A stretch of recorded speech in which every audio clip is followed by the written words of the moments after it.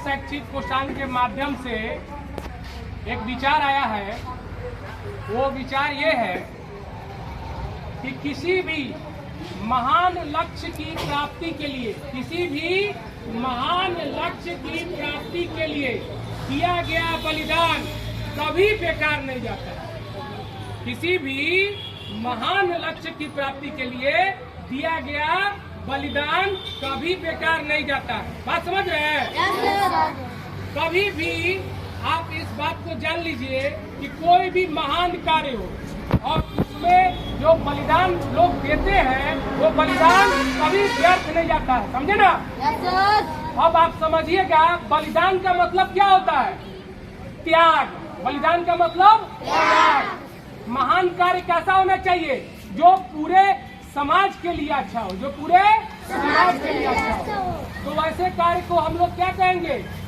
अच्छा कार्य। कैसा कार्य कहेंगे? अच्छा कार्य। और वैसे लक्ष्य की प्राप्ति को क्या कहेंगे? अच्छे लक्ष्य की प्राप्ति। क्या कहेंगे? अब देखिए, आपको एक बात बताते हैं। हमारा देश 15 अगस्त 1947 को आजाद हुआ ना जी।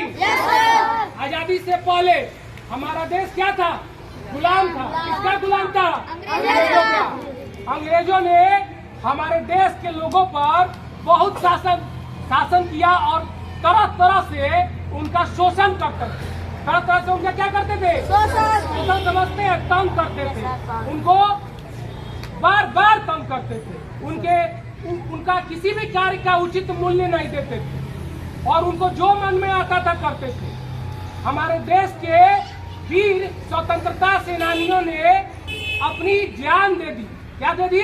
जान दे दी। और बहुत सारे स्वतंत्रता सेनानियों ने आखिरकार इस देश को आजाद कराया ना जी। तब 15 अगस्त 1947 को देश आजाद हुआ।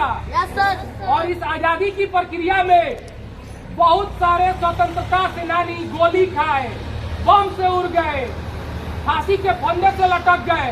तो उनका ये महान बलिदान था कि नहीं था? और उनका बलिदान आज हम लोगों के लिए फलदायी है कि नहीं है? हम लोग सुखी से जी रहे हैं, अपने देश में अपना काम कर रहे हैं। तो वही बात है कि किसी भी महान लक्ष्य की प्राप्ति के लिए दिया गया बलिदान कभी व्यर्थ नहीं जाता है। वीर साहब, आप वीर की तरह इस बात को सोचेंगे। समझे ना?